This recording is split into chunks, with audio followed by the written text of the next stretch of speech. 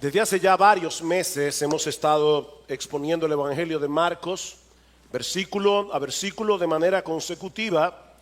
Y en la mañana de hoy nos encontramos en el capítulo 13 de Marcos, una sección conocida como el discurso del Monte de los Olivos, por el lugar en el que esa enseñanza fue expuesta.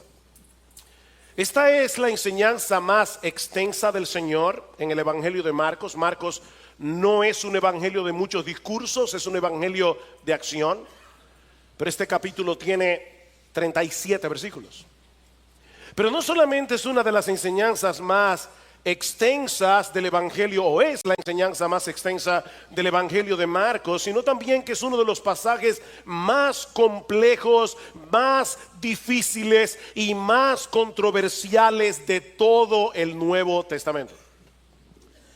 Porque en él se entremezclan profecías que tienen que ver con diferentes épocas en la historia de la redención. Y no todos están de acuerdo en qué espacio de tiempo debemos colocar cada parte. ¿Es en el pasado? ¿Es en el presente? ¿Es en el futuro? Ahora, con esto no queremos decir que este pasaje sea una especie de acertijo indescifrable, porque no lo es.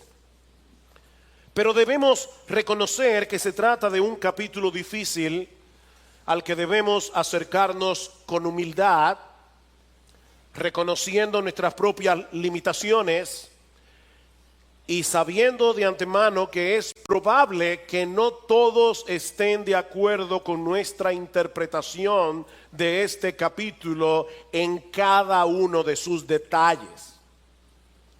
Hay algunos aspectos de las Escrituras en que podemos tener diferencias de opinión, aún en la misma iglesia, porque no ponen en juego ninguna de las doctrinas esenciales del evangelio, ninguna de las doctrinas esenciales del cristianismo que todo verdadero creyente debe creer. Mis hermanos, déjenme decirles que la Biblia es un libro extremadamente claro en lo que respecta a nuestra salvación. Lo que todos nosotros necesitamos entender y conocer acerca de Cristo, acerca de su obra, para ser salvos, para ser cada vez más santo, eso es algo que hasta los niños pueden entender. Pero debemos reconocer que hay porciones de las Escrituras que son más difíciles que otras. De hecho, el mismo Pedro dice que Pablo escribió cosas que son difíciles de interpretar. Y yo creo que el capítulo 13 de Marcos es uno de esos capítulos.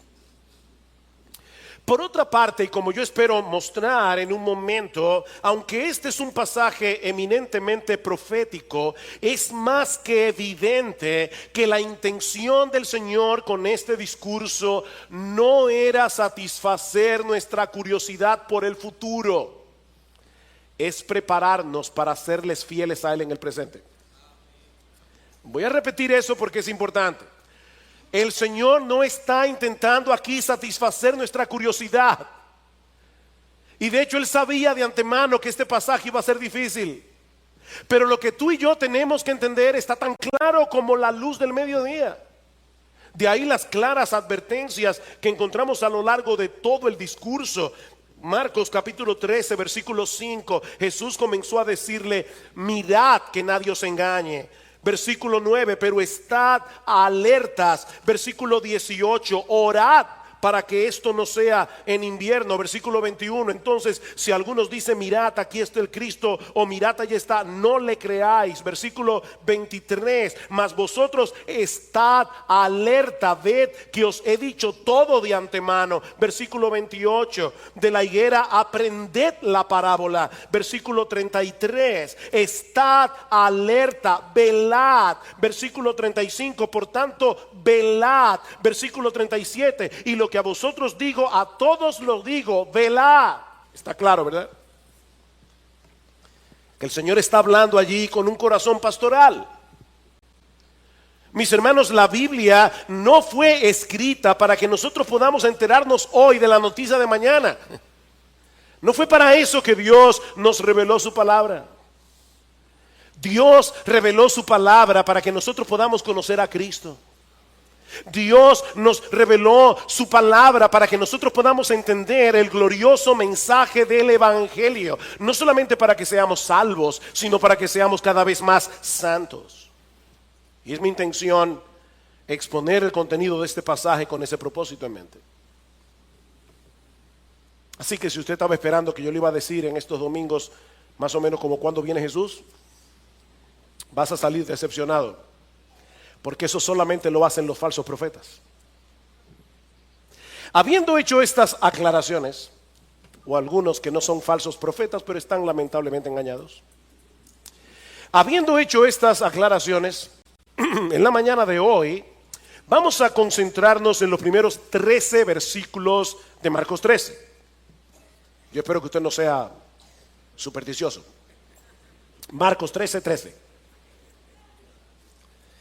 Y los pasajes paralelos que se encuentran en Mateo 24, en Lucas 21, es ahí donde aparece el discurso del Monte de los Olivos. Pero antes de pasar a ver el contenido de este discurso, mis hermanos, es extremadamente importante que pongamos este texto en su contexto. Así que veamos en primer lugar el contexto del discurso del Monte de los Olivos. Recuerden que en estos momentos nos encontramos en la semana de la pasión, es decir, la última semana del ministerio terrenal de nuestro Señor Jesucristo, que comenzó el llamado Domingo de Ramos, cuando Jesús entró por última vez en la ciudad de Jerusalén para celebrar con sus discípulos la fiesta de la Pascua. Miles de personas se aglomeraron a la entrada de la ciudad de Jerusalén, aclamando con gozo que Jesús era el Mesías, que Jesús era el Hijo de David, el Salvador del cual hablaron los profetas en el Antiguo Testamento. Si pudiéramos tomar el túnel del tiempo y llegar a Jerusalén en ese día, y vemos la algarabía de la gente a la entrada de Jesús, pensaríamos que Israel estaba en ese momento en su mejor condición espiritual. Pero muy pronto iba a ser evidente que toda esa algarabía no era más que una fachada religiosa, que esto era algo superficial que no reflejaba la realidad de sus corazones. Muchos de los que aclamaron a Jesús el Domingo de Ramos pidieron a gritos el Viernes Santo que fuera crucificado. 5 días después, Israel estaba a punto de suicidarse como nación al rechazar a su Mesías. No solo a nivel espiritual, como veremos la semana que viene, Israel estaba a punto de suicidarse a nivel político. Y esto es algo que vino a ser evidente a través de toda esa semana de la pasión. El lunes en la mañana, al día siguiente de su entrada triunfal, Jesús y sus discípulos se dirigen al templo de Jerusalén y encuentran en el camino una mata de higuera llena de hojas pero sin frutos. Y en un acto simbólico de juicio, Jesús maldice la higuera y ésta se seca hasta la raíz. Como decíamos hace unas semanas atrás, cuando nos tocó predicar de ese pasaje, Israel es representado en el Antiguo Testamento por una mata de higuera. Así que la maldición de esta higuera era un presagio de lo que estaba a punto de suceder con la nación de Israel. Luego de este incidente, el Señor llega al templo. ¿Y qué se encuentra allí? Que habían convertido el templo en un mercado. Y Cristo saca a fuetazo limpio a los mercaderes, a los cambistas, mientras acusa a los sacerdotes de haber convertido la casa de Dios en una cueva de ladrones. Y tal parece que esa fue la gota que derramó el vaso. Porque el martes en la mañana Jesús fue confrontado en el templo por los líderes religiosos de Israel, con una serie de preguntas capciosas, tratando de incriminarlo con sus propias palabras y acusarlo de blasfemia. Pero ya ustedes saben lo que pasó. Una y otra vez quedaban enredados en su propia trampa. Nadie puede con Jesús. Es entonces cuando el Señor les cuenta una historia en forma de parábola en el capítulo 12 de Marcos. Y para los que saben contar, el capítulo 12 está antes del capítulo 13. Así que Jesús está preparando a la audiencia, preparando a sus discípulos para lo que Él va a enseñar en el capítulo 13. Y esta historia en parábola es acerca de un hombre que había plantado una viña y se la había arrendado a unos labradores. Recuerden, Cristo está hablando aquí con los escribas y los fariseos. Dice, había un hombre que tenía una viña y se la arrendó a unos labradores. Pero cuando llegó el tiempo de la vendimia y el dueño de la viña envía a algunos de sus siervos a buscar la parte de los frutos que le corresponde, dice que estos labradores malvados afrentan y golpean a sus siervos, llegando a matar incluso a algunos de ellos. Pero en vez de arremeter contra estos labradores perversos y darles lo que merecían, dice Jesús, escuchen bien, el dueño decide enviarle lo más preciado que tenía, a su propio hijo, al amado de su corazón. Pero aquellos labradores, en vez de respetar al hijo, se dijeron entre sí, este es el heredero, venid, matémosle, lo que va a suceder el viernes en la mañana, matémosle y la heredad será nuestra. Y echándole mano lo mataron y lo arrojaron fuera de la viña, porque Jesús murió fuera de Jerusalén. Y ahora Jesús les pregunta, ¿qué hará entonces el dueño de la viña? Y ellos responden, vendrá y destruirá a los labradores y dará la viña a otros. En el Evangelio de Mateo encontramos la versión más completa. Ellos le dijeron, llevará a esos miserables a un fin lamentable y arrendará la viña a otros labradores que le paguen los frutos a su tiempo. Y obviamente la viña de esta historia es la nación de Israel. Los labradores son sus líderes. De hecho, dice en Marcos capítulo 12 versículo 12 que a partir de ese momento los líderes religiosos de Israel trataban de prender a Jesús porque comprendieron que contra ellos había dicho la parábola. De manera que esta parábola nos enseña lo mismo que la maldición de la higuera. Israel, como nación escogida, sería desechada por Dios. La ira de Dios estaba a punto de caer sobre esa nación y la viña sería entregada a otros labradores, es decir, la iglesia compuesta por judíos y gentiles a la vez, que sí darían los frutos que Dios esperaba de ella. Más adelante en ese mismo día, el Señor Jesucristo pronuncia unas palabras bien duras contra los escribas y fariseos que se recogen en Mateo capítulo 23, inmediatamente antes del discurso del Monte de los Olivos.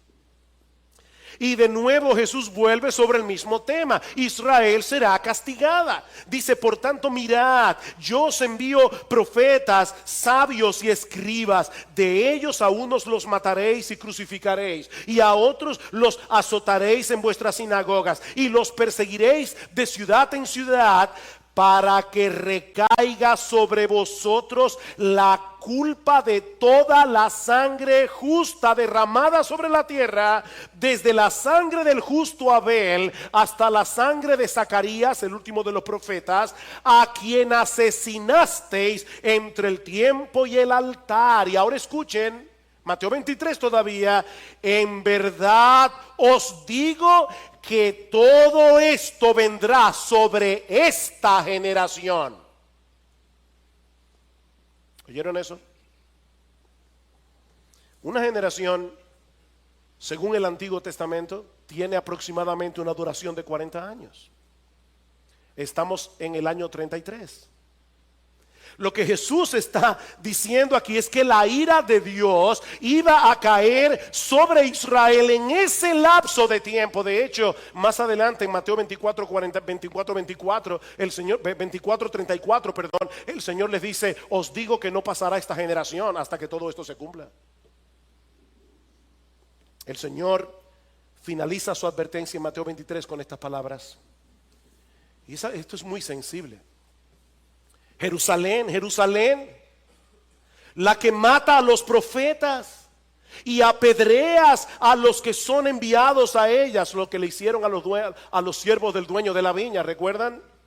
¿Cuántas veces quise juntar a tus hijos como la gallina junta sus pollitos debajo de sus alas y no quisiste? Ese es el trabajo de los profetas.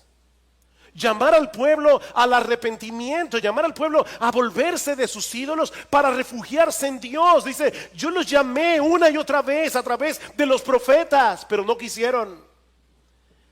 He aquí, vuestra casa se os deja desierta, porque os digo que desde ahora en adelante no me veréis más hasta que digáis, bendito el que viene en el nombre del Señor. Wow, interesante el cambio de lenguaje que se ha producido aquí. Mis hermanos, Jerusalén era la ciudad de Dios porque allí se encontraba la casa de Dios, el templo. ¿Ustedes recuerdan las palabras de Jesús cuando purificó el templo el día anterior? Mi casa será llamada casa de oración, mas vosotros la habéis hecho cueva de ladrones. Mi casa, pero ahora Cristo dice vuestra casa. Vuestra casa se os deja desierta. ¿Qué estaba pasando aquí? Mis hermanos, cuando Jesús salió del templo ese martes para no regresar nunca más, no solo lo estaba dejando físicamente, Cristo como el Dios encarnado lo estaba abandonando espiritualmente. En ese momento el templo dejó de ser la casa de Dios para convertirse en un edificio más. De hecho, ¿no tiene algo sumamente interesante en el versículo 4 de Marcos 13? Dice, versículo 1, dice, cuando salía del templo uno de sus discípulos le dijo, maestro, mira qué piedras y qué edificios. Jesús les dijo, ves estos grandes edificios, no quedará piedra sobre piedra que no sea derribada. Y estando él sentado en el monte de los olivos frente al templo, Pedro, Jacobo, Juan y Andrés le preguntaron en privado, ¿cuándo sucederá esto? ¿Dónde estaba Jesús? En el monte de los olivos. Y yo no creo que eso haya sido por casualidad o porque era el monte más cerca.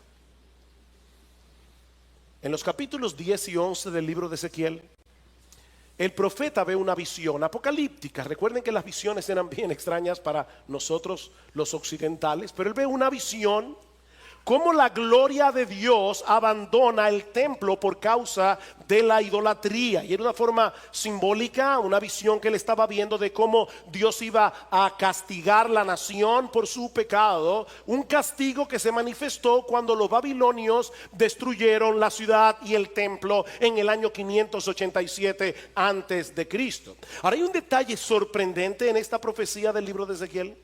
Dice en el versículo 23 del capítulo 11, en esa visión que él está viendo, la gloria del Señor sale del lugar santísimo, se posa en la muralla del templo y luego dice que la gloria del Señor se elevó de en medio de la ciudad y se detuvo sobre el monte que está al oriente, es decir, el monte de los olivos, como dice en Zacarías capítulo 14 versículo 4. Así que la gloria de Dios dejó el templo y se posa en el monte de los olivos antes de ser destruido por los babilonios. Ahora, mis hermanos, déjenme hacerles una pregunta. ¿Cuál es la manifestación final y definitiva de la gloria de Dios? Hablando acerca de la encarnación de Jesús, dice en Juan capítulo 1 versículo 14, y el verbo se hizo carne y vimos su gloria, gloria como del unigénito del Padre, lleno de gracia y de verdad. Jesús es la encarnación de la gloria de Dios. Por eso es que más adelante Él va a decir, ustedes verán al Hijo de Dios viniendo con las nubes del cielo. ¿Qué se manifestaba con las nubes del cielo en el Antiguo Testamento? La gloria de Dios. Así que en ese día de la semana de la pasión, la gloria de Dios en Jesús estaba abandonando el templo para irse a sentar en el monte de los olivos. Ahora entendemos mejor las palabras de Jesús en Mateo 23. He aquí, vuestra casa se os deja desierta. ¿Por qué? Porque os digo que desde ahora en adelante no me veréis más. ¿Ven el punto? Vuestra casa es desolada, es la misma palabra que se usa en griego aquí. Vuestra casa será desolada porque ustedes no me verán más hasta que digáis, bendito el que viene en el nombre del Señor. Pero yo le voy a hacer una pregunta, ¿esas palabras no le suenan familiares? Bendito el que viene en el nombre del Señor. Eso fue lo que los judíos dijeron cuando Jesús entró en Jerusalén el domingo de Ramos. Y ahora Jesús está diciendo, sí, ustedes me aclamaron a mí ese domingo diciendo, bendito el que viene en el nombre del Señor, hosana en las alturas, pero todo eso era de la boca para afuera. Lo que Jesús está diciendo aquí es, Dios los está abandonando porque no me reconocieron a mí como el Mesías. Todo lo que ustedes dijeron de mí durante mi entrada triunfal no era más que una fachada. Por eso me voy del templo para no regresar nunca más. Vuestra casa será desolada porque la gloria de Dios, que soy yo, ya no estará allí. Por eso es que alguien decía, con Jesús no hay alternativa. O Jesús era un loco, o era un farsante, o era Dios. Como dice el C.S. Lewis, no me salgas con esa condescendencia hacia Jesús diciendo que era un gran hombre. No, si Jesús no era Dios, Él no era un gran hombre. Si Jesús no era Dios, era un megalómano, o estaba loco. Pero Él era Dios. Dios de Dios, luz de luz, Dios verdadero del Dios verdadero. Mis hermanos, fue la gloria de Dios encarnada la que abandonó el templo ese día. Dios estaba repudiando a Israel y a la ciudad santa para que no fueran su casa nunca más. Como bien señala Sam Storms, la destrucción física del templo no era otra cosa que la consumación externa del repudio espiritual de parte de Dios. Ese es el trasfondo del discurso del Monte de los Olivos. Y si no entendemos eso, no vamos a entender el discurso. Eso nos lleva a nuestro segundo encabezado, la profecía sobre la destrucción del templo. Tal parece que las palabras de Jesús dejaron en shock a los discípulos. ¿Que la ciudad de Jerusalén será destruida? ¿Qué va a pasar entonces con el templo? De ahí probablemente el comentario del capítulo del versículo 1 dice, cuando salía del templo, uno de sus discípulos le dijo, maestro, mira qué piedras y qué edificios, como diciendo, ¿de verdad tú estás diciendo que eso será destruido? Ahora, para entender el asombro de los discípulos, necesitamos conocer algunas cosas acerca del templo y lo que ese edificio significaba para los judíos. El templo original fue construido por Salomón, como muchos de ustedes saben, el hijo de David, en el siglo X antes de Cristo. Pero tal como dijimos hace un momento, fue destruido por los babilonios en el 587, por lo que el templo tuvo que ser reconstruido en el año 516 antes de Cristo, cuando los israelitas volvieron del exilio babilónico. Pero ese nuevo templo no era ni sombra del anterior. Así que muchos años más tarde, en el 19 antes de Cristo, Herodes el Grande, no lo confundan con el Herodes de los días de Jesús, ese era hijo de Herodes. Este es Herodes el Grande. Herodes el Grande decidió comenzar una remodelación masiva del templo. Herodes era reconocido por sus proyectos de construcción monumentales, pero ninguna de sus obras se compara con el templo de Jerusalén. Todos dicen que el templo llegó a convertirse en uno de los edificios sagrados más esplendorosos del mundo. El historiador judío Flavio Josefo lo describe de esta manera. La parte exterior del edificio tenía todo aquello que pudiese producir asombro al alma y a los ojos, al estar cubierto por todos lados con gruesas planchas de oro. Apenas salía el sol, el templo empezaba a irradiar un resplandor tan intenso que los que se esforzaban en mirarlo se veían obligados a desviar sus ojos como si se tratase de rayos solares. A los extranjeros que se aproximaban les parecía desde lejos como una montaña revestida con un manto de nieve, debido a que todo lo que no estaba cubierto de oro era de un blanco purísimo. Para que ustedes tengan una idea, todo el complejo del templo cubría 35 acres de terreno. Es decir, que adentro del terreno cabían 12 canchas de fútbol, para que ustedes puedan tener una idea de lo que era el templo de Jerusalén. Se calcula aún al día de hoy que algunas de sus piedras, de las piedras que se emplearon para su construcción, pesaban 1.000.000 de libras. De hecho, algunas de las columnas que soportaban el pórtico eran tan anchas que apenas podían ser abarcadas por 3 hombres tocándose con la punta de los dedos. Apenas podían abarcarla. De manera que para los judíos era impensable que un edificio como ese pudiera ser destruido. Eso era imposible. Recuerden, hermanos, estamos en el siglo I, no hay tanques de guerra, no hay bombas. Aparte de que era la casa de Dios. Ellos pensaban, ese edificio es intocable. Ese edificio es la casa de Dios.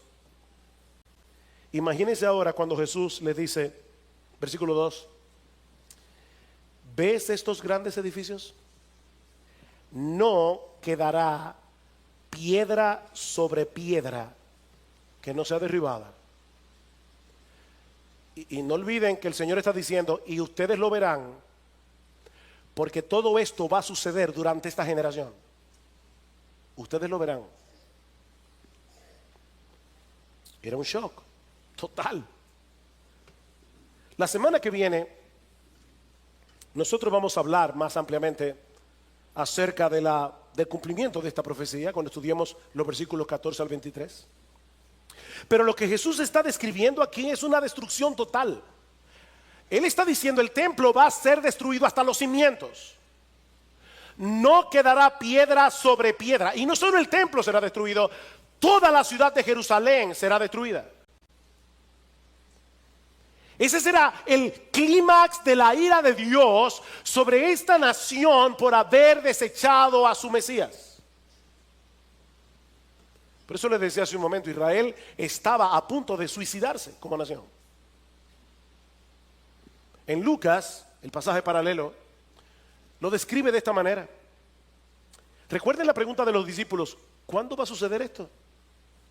En Lucas 21 el Señor les dice, cuando veáis a Jerusalén rodeada de ejércitos, sabed entonces que su desolación está cerca. Es la misma palabra de Mateo 23:38 cuando dice vuestra casa se os deja desierta. Ahora está diciendo cuando veáis a Jerusalén rodeada de ejércitos, sabed que la destrucción está cerca. Por eso los que estén en Judea huyan a los montes. ¿Saben que los historiadores se extrañan? Porque eso lo vamos a ver más ampliamente la semana que viene. Estoy aquí tratando de no meterme más allá, pero es difícil aguantar la tentación. ¿Saben que los historiadores se extrañan porque muchos judíos, casi la población entera fue arrasada por Tito, por los romanos en el año 70? Pero muy pocos cristianos murieron, muy pocos. ¿Saben por qué? Porque ellos tomaron en serio las palabras de Jesús.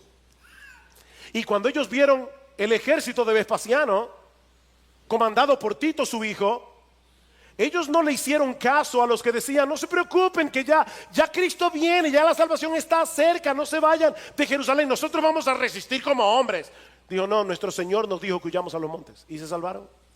La mayoría de los cristianos huyan a los montes, y los que estén en medio de la ciudad aléjense, y los que estén en los campos no entren en la ciudad, porque estos son días de venganza, para que se cumplan todas las cosas que están escritas Ay de las que estén encintas y de las que estén criando en aquellos días, porque habrá una gran calamidad sobre la tierra e ira sobre este pueblo.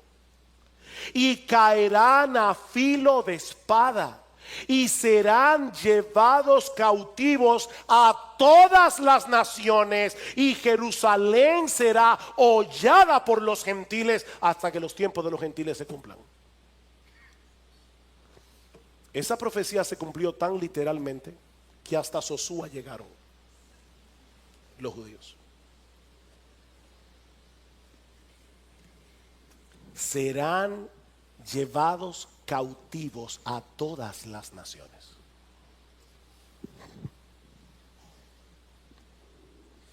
Eso era tan difícil de imaginar para los discípulos que es muy probable que en la mente de ellos asociaran estos eventos con el fin del mundo. No, si es verdad que Jerusalén va a ser arrasada y que del templo no quedará piedra sobre piedra, tiene que ser que está llegando el fin del mundo. De ahí la pregunta de los discípulos. Dice en Marcos capítulo 13, versículo 3. Y estando él sentado en el monte de los olivos frente al templo, Pedro, Jacobo, Juan y Andrés le preguntaron en privado: dinos cuándo sucederá esto y qué señal habrá cuando todas estas cosas se hayan de cumplir. En el pasaje paralelo del Evangelio de Mateo encontramos una versión más completa de la pregunta. Ellos preguntaron: dinos cuándo sucederá esto, refiriéndose obviamente a la destrucción de Jerusalén y del templo, y cuál será la señal de tu venida y de la consumación del siglo. Tal parece que en la mente de ellos esas tres cosas tenían que suceder al mismo tiempo: la destrucción de Jerusalén y del templo, la segunda venida de Jesús y el fin del mundo. Pero ahora Jesús les hace ver que hay un lapso indefinido de tiempo entre un evento y los otros dos. Esa es la razón del discurso del Monte de los Olivos. Ven, hermanos, ¿por qué les decía al principio que Jesús no estaba tratando de darnos ayer la noticia de mañana? Ese no es el propósito. Estos hombres necesitaban instrucción. Y lo que Jesús les está diciendo es: no se dejen engañar, ni la segunda venida de Cristo ni el fin del mundo van a suceder inmediatamente después de la destrucción de Jerusalén y del templo. Muchas cosas tienen que ocurrir antes de mi segunda venida. Ahora, increíble, Cristo no ha muerto todavía en la cruz, y Él está diciendo: yo voy a morir, voy a resucitar, voy a subir al cielo y vuelvo otra vez. Pero no conecten una cosa con la otra, porque primero viene la destrucción de Jerusalén, la destrucción del templo, y luego viene mi segunda venida. Si ellos no entendían eso, no solamente serían fácilmente engañados, sino que podían sentirse profundamente frustrados al estar esperando algo que no iba a suceder en el tiempo en que ellos pensaban que iba a suceder. De ahí las advertencias del Señor en los versículos 5 al 13. Cristo da dos advertencias que voy a ver muy brevemente. La primera en los versículos 5 al 8. Y básicamente lo que el Señor les está diciendo allí es: tengan cuidado, no se dejen engañar por supuestas señales. Vean el versículo 5. Jesús comenzó a decirles: mirad que nadie os engañe. Muchos vendrán en mi nombre diciendo: yo soy el Cristo, y engañarán a muchos. Y cuando oigáis de guerras y de rumores de guerras, no os alarméis. Roma estaba en paz en esos días. Pero luego del suicidio de Nerón en el 68, vino un tiempo de tanta revuelta que en el año 69, después de Cristo, un año antes de la destrucción del templo, hubo 4 emperadores en Roma en un solo año. Oiréis de guerra, rumores de guerra. No os alarméis. Es necesario que todo esto suceda, pero todavía no es el fin. Porque se levantará nación contra nación y reino contra reino, y habrá terremotos y hambres en diversos lugares. Esto solo es el comienzo de dolores.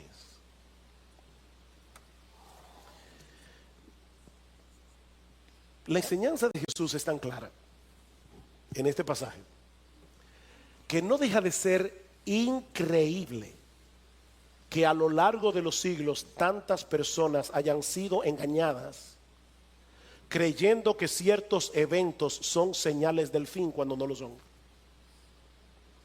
Yo no sé cuántas veces las personas pensaron, no, ya esto es el fin.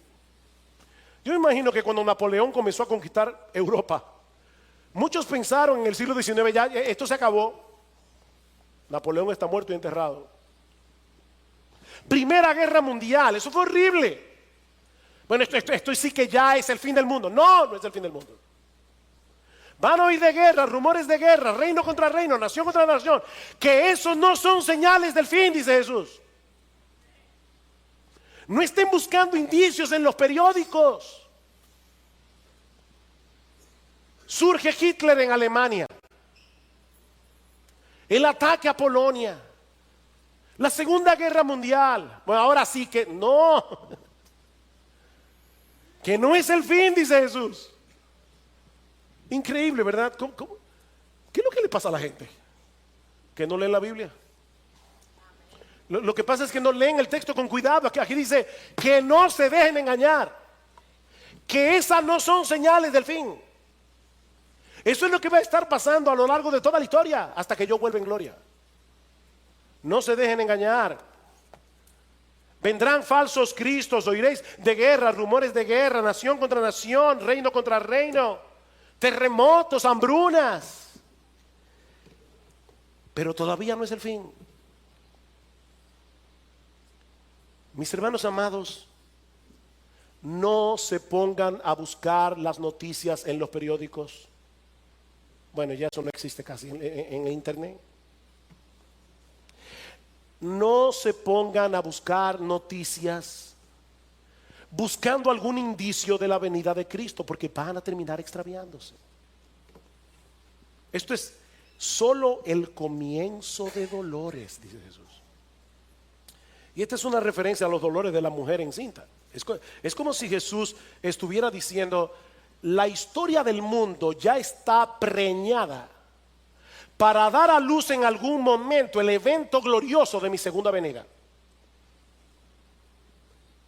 Pero mis hermanos, nosotros no tenemos ni idea del tiempo que va a durar el parto. ¿Saben que hay mujeres que se pasan 24 horas con dolores? Y hay otras que en el tercer pujo dan a luz y duran 2 horas. No sabemos. Eso es lo que Jesús está diciendo. No sabemos. Eso nadie lo sabe. Tal vez, y digo esto con cuidado, pero tal vez pudiéramos decir que así como los dolores de la mujer encinta se van intensificando y haciendo cada vez más agudos a medida que se acerca el alumbramiento del bebé, bueno, de una manera similar, las señales que el Señor está mencionando aquí puede que se intensifiquen y se hagan más seguidas y agudas a medida que nos acercamos a su segunda venida, pero aún eso es muy impreciso. ¿Cómo sabemos cuántas guerras, cuántos terremotos, cuántas hambrunas tienen que llegar para que Jesús regrese en gloria? Así que primera advertencia: no se dejen engañar. Segunda advertencia, versículos 9 al 13. El Señor les dice: los creyentes van a sufrir persecución durante toda esa era, de un modo u otro, por causa mía, dice Jesús. Lo dice 2 veces, por causa mía. Pero en vez de detener el avance de la iglesia, ¿saben qué dice el Señor? Esas persecuciones servirán para llevar el evangelio a todas partes y para purificar a la iglesia, para saber quiénes son suyos y quiénes no lo son. Versículo 9. Pero estad alertas, porque os entregarán a los tribunales y seréis azotados en las sinagogas y compareceréis delante de gobernadores y reyes por mi causa, para testimonio a ellos. Voy a usar, dice el Señor, esas mismas persecuciones para que ustedes lleguen a lugares donde probablemente no habrían podido llegar de otra forma. Y en esos lugares, delante de reyes, delante de gobernadores, ustedes van a dar testimonio de mí. Van a dar testimonio de mí. Versículo 10. Pero primero el evangelio debe ser predicado a todas las naciones. Es como si el Señor estuviera diciendo: no se preocupen por las persecuciones, la iglesia nunca será exterminada. Hay momentos, ¿verdad?, en que parece que el mal, el humanismo secular se va a tragar a la iglesia. Jesús dice: no importa cuánta persecución haya, la iglesia va a durar hasta que yo vuelva. Porque este evangelio será predicado a todas las naciones. Este es un indicativo claro, mis hermanos, de que la segunda venida no podía suceder inmediatamente después de la destrucción del templo. Y no tengo una palabrita importante. Primero, el evangelio debe ser predicado. ¿Vieron eso? Es un deber. Primero el evangelio debe ser predicado. Mis hermanos, para nosotros no es una opción predicar el evangelio. Nosotros estamos aquí en este mundo para predicar el evangelio. Y dice Cristo, y ese evangelio va a llegar a todas las naciones. Y el evangelio de Mateo añade: y entonces vendrá el fin. Entonces vendrá el fin. ¿Recuerdan la promesa dada a Abraham? En ti serán benditas todas las familias de la tierra. Jesús es ese hijo de Abraham, en quien han sido benditas con la salvación todas las familias de la tierra. Este evangelio va a llegar a todas las familias de la tierra. Pero mis hermanos, una vez más, nosotros no podemos saber cuándo la iglesia habrá completado esta comisión para poder decir: ya faltan 15 minutos para que llegue el Señor. No lo sabemos. Versículo 11. Y cuando os lleven y os entreguen, no os preocupéis de antemano por lo que vais a decir, sino que lo que os sea dado en aquella hora, eso hablad, porque no sois vosotros los que hablad, sino el Espíritu Santo. Imagínense a los apóstoles escuchando, estos 12 pescadores, la mayoría de ellos pescadores, hombres del pueblo, y Jesús les está diciendo: ustedes van a ser llevados delante de reyes, van a ser llevados delante de gobernadores y van a dar testimonio de mí. Probablemente estaban temblando, y ahora Cristo les dice: no tengan temor. No tengan temor. No se preocupen de antemano por lo que tengan que decir, porque cuando llegue el momento preciso, el Espíritu Santo que está en ustedes, Él los va a capacitar para que ustedes digan lo que tienen que decir. Él les dará el coraje, Él les dará las palabras. Y ¿saben qué, mis hermanos? Aunque esa promesa se cumple primariamente en los apóstoles, secundariamente para todos nosotros, porque después de Pentecostés el Espíritu Santo mora en todos los que son verdaderos creyentes. Yo no sé a cuántos de ustedes les ha pasado, pero hay momentos en que uno conoce a cierta persona que, ya sea por su posición o por lo que sea, uno se siente intimidado. Si a ti no te ha pasado, te felicito. A mí me ha pasado. Y uno dice: Señor, yo tengo que predicarle el evangelio. Yo no sé ni cómo voy a comenzar, pero por favor, Señor, ayúdame. Y es increíble cómo el Señor de repente abre la boca, uno comienza a hablar. Y yo no sé si a ti te ha pasado esto que yo he experimentado, pero hay momentos que yo me pregunto: ¿y soy yo que estoy hablando? Y yo sé que soy yo, no hay ninguna inspiración aquí, pero hay una capacitación especial del Señor para predicar su palabra. Así que no tengan temor. No tengan temor. Versículo 12. Y el hermano entregará la muerte al hermano, y el padre al hijo, y los hijos se levantarán contra los padres y les causarán la muerte, y seréis odiados de todos por causa de mi nombre. No es fácil experimentar persecución de parte del gobierno, pero mis hermanos, cuando esa persecución viene de la familia, es mucho más doloroso, es mucho más difícil de soportar. Pero mis hermanos, eso es lo que millones de creyentes han tenido que sufrir a lo largo de la historia. En lugares islámicos hay padres que han entregado a muerte a sus propios hijos por haberse convertido al cristianismo. Yo conocí a un joven médico de Arabia Saudita y él nos contaba su historia. ¡Wow! ¿Cuánto sufrió ese muchacho? De mano de su propia familia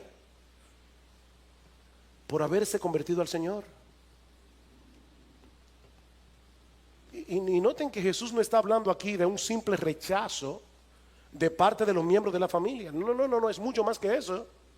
Jesús está diciendo aquí que el aborrecimiento del mundo hacia Él es tan profundo que por causa de nuestra identificación con Él, dice, seréis aborrecidos de todo por causa mía. Dicen aquellos lugares y momentos donde el evangelio es ilegal, donde ser cristiano es ilegal, el hermano entregará la muerte al hermano, el padre al hijo, los hijos se levantarán contra los padres y los harán morir. Wow. Siempre se ha dicho, ¿verdad?, que la sangre pesa más que el agua, refiriéndose a la inclinación natural que sentimos hacia los miembros de nuestra propia familia, sobre todo la familia inmediata. Pero Jesús nos está diciendo en este texto que el aborrecimiento que el mundo siente hacia Él puede llegar a quebrantar esos lazos de amor y convertirse en rechazo y aborrecimiento, simplemente porque somos cristianos. Y es importante que subraye esto, porque una persona puede ser aborrecida porque es un imprudente. Yo cometí muchas imprudencias, sobre todo cuando estaba acabado de convertir. Me acuerdo predicándole a mi mamá de una manera tal, recién convertido, que mi mamá me dijo: si tú sigues hablándome de esa manera, te voy a dar una galleta. Y para aquellos que no saben lo que es una galleta, porque lo están viendo por internet y están en otros países, no es una galletica de chocolate, es una bofetada. Ahora, ¿saben que yo me lo gané? Yo no siempre he sido prudente predicando el evangelio y me avergüenzo de eso. Pero por más prudente que tú seas, vas a ser rechazado. Mi hermano, tú sigues a un Salvador que fue crucificado. Tú sigues a un Salvador que fue clavado en una cruz. Tú no puedes esperar que el mundo te trate mejor de lo que lo trató a Él. Tú eres cristiano, tú llevas contigo el nombre de Cristo. Si el mundo os aborrece, dice Jesús, sabed que a mí me ha aborrecido antes que a vosotros. Si ustedes fueran del mundo, el mundo amaría los suyos. Al mundo le encanta la pompa, qué tipo más inteligente, qué tipo más brillante. Dice, miren, si ustedes fueran del mundo, el mundo los amaría. Pero ustedes son míos y por eso el mundo los va a aborrecer. Seréis aborrecidos de todos por causa de mi nombre. Pero el que persevere hasta el fin, ese será salvo. El que persevere hasta el fin. Por eso decía al principio, las persecuciones purifican la iglesia. Porque sirven para separar a los verdaderos creyentes de lo que no lo son. Dice Cristo, el reino de los cielos se hace fuerte y solo los violentos lo arrebatan. El cristianismo no es para blandengues, no lo es. El cristianismo no es para gente cobarde. Cristo dice, van a tener que enfrentar persecución. De hecho, en la parábola del sembrador, en Lucas capítulo 8, versículo 13, Cristo mismo dice, hay personas que creen por algún tiempo, pero en el tiempo de la prueba se apartan, no lo aguantan. Ahora, la enseñanza de este texto no es que un verdadero creyente puede perder su salvación si no persevera hasta el fin. No. Lo que Jesús nos está enseñando aquí es que los verdaderos creyentes son aquellos que perseveran hasta el fin, aún en medio de las persecuciones. Esos son los que de verdad creyeron, aún en medio de las circunstancias difíciles de la vida. Queridos hermanos, ser cristiano nunca ha sido fácil y nunca lo será. Ser cristiano nunca ha sido fácil y nunca lo será. Cristo no era de estos predicadores populares que hay en el día de hoy. Ven a Cristo y todos tus problemas se van a solucionar. No, yo te estoy diciendo en esta mañana, ven a Cristo y probablemente vas a tener más problemas. Cristo dijo claramente: las zorras tienen guarida, las aves de los cielos nidos, pero el Hijo del Hombre no tiene dónde recostar su cabeza. ¿De verdad tú quieres seguirme a mí? Calcula el precio. Pero ¿saben qué? No hay razón para que los cristianos nos sintamos avergonzados o intimidados por el mundo, porque estamos del lado de aquel que venció la muerte en la cruz del Calvario. No hay razón para estar intimidados. Mis hermanos, independientemente de lo que el mundo piense de los cristianos, que somos unos retrógrados, que somos de mente estrecha, que nosotros estamos en la época de la Edad Media, que nosotros no somos progresistas, no importa lo que el mundo piense de los cristianos. Es un privilegio, es un gran privilegio seguir y servir a ese Rey que por amor a nosotros se hizo siervo para dar su vida en rescate por muchos. Es un privilegio ser cristiano. Porque ese que murió en debilidad ahora reina con poder a la diestra del Padre. Y dice Pablo en Efesios 1:11, 1:21: sobre todo principado y autoridad y poder y señorío. Él es el soberano de los reyes de la tierra, dice el apóstol Juan en Apocalipsis capítulo 1 versículo 5. El soberano de los reyes de la tierra. Y algún día todos doblarán su rodilla ante Jesús y confesarán que Él es el Señor. Miren, mis hermanos, si hay algo que nosotros aprendemos de este pasaje, y le decía a mi esposa ayer, estoy peleando con el texto porque hay tantas cosas que tengo que decir y no las puedo decir en una sola hora. Pero si hay algo que nosotros aprendemos de la porción que vimos en el día de hoy, es que este mundo no se está moviendo a tontas y a locas.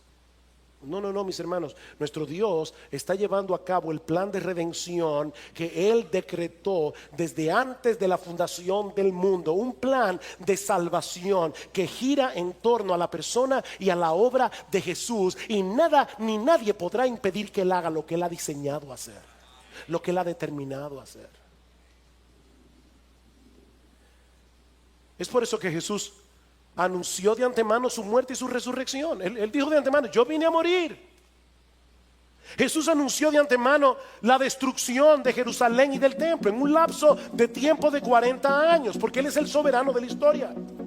Jesús anunció de antemano que los judíos serían esparcidos por todo el planeta Tierra por haberlos rechazado a Él. Jesús anunció que Él iba a edificar a su iglesia. Jesús anunció que la iglesia iba a prevalecer hasta la segunda venida a pesar de las persecuciones, que las puertas del Hades no prevalecerían contra la iglesia. Jesús anunció de antemano que su evangelio sería predicado a todas las naciones. Jesús anunció que Él regresará en gloria por segunda vez desde los cielos cuando todo se haya cumplido. Él es el Señor de la historia. Él es Rey de reyes. Él es Señor de señores.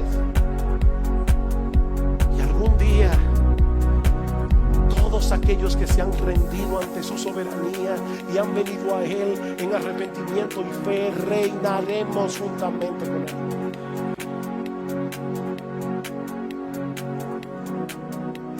Mi amigo, ¿de qué lado estarás tú ese día? ¿De qué lado estarás tú ese día? ¿Te has rendido a sus pies, reconociendo tus pecados, confiando en la obra de salvación que Él hizo en la cruz del Calvario? No en tu propia justicia, no en tu propia decencia, no en tu propia moral. Has venido a Cristo en arrepentimiento, confiando en su obra de redención, cuando Él derramó su sangre para lavarnos de nuestros pecados. De tal manera que hoy tú puedes decir con toda certeza y a boca llena que Jesús es tu Señor, no el del otro, tu Señor. Porque si no es así, mi amigo, yo te invito en esta mañana a que te pongas tu enemistad y tu orgullo y vengas humillado a Él, porque no hay manera de ganar esta batalla contra aquel que venció la muerte y reina con poder a la diestra del Padre. No hay manera de ganar esta batalla. Ven a Cristo, mi amigo, y ven estás a tiempo de arreglar tus cuentas con Él. Porque ¿sabes qué? Él ha prometido no desechar a nadie que venga ante Él buscando perdón y misericordia. Ven a Cristo.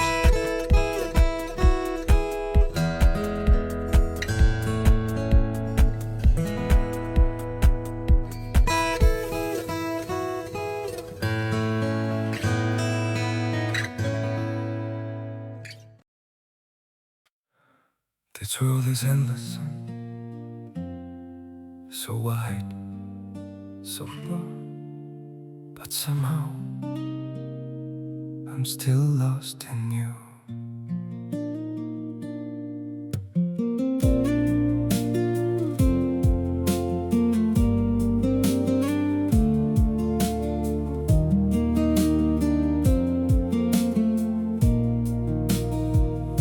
The streets are full of moving shadows, countless places I could go.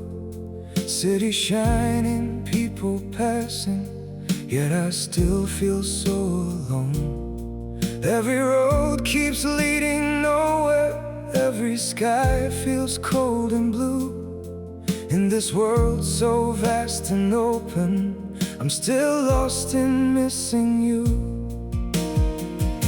The world is wide, so wide before me, but I keep losing my way. Somewhere in the endless distance,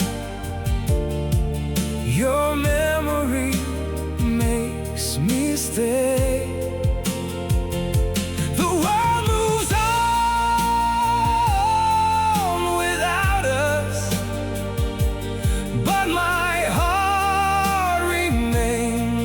True, for no matter where these feet may wander, I'm still lost in missing you. I have tried to outrun silence, tried to leave your ghost behind, but your name still echoes softly through the corners of my mind. The world is wide, so wide before me, but I keep losing my way. Somewhere in the endless distance, your memory makes me stay. The world moves on without us, but my heart remains untrue. For no matter where these feet may wander, I'm still lost in missing you. Maybe someday I'll stop searching for your face in every crowd, but until that day, this broken heart will keep calling your name out. The world is wide, so wide before me, but I keep losing my way. Somewhere in the endless distance, your memory makes me stay. The world moves on without us, but my heart remains untrue. For no matter where these feet may wander, I'm still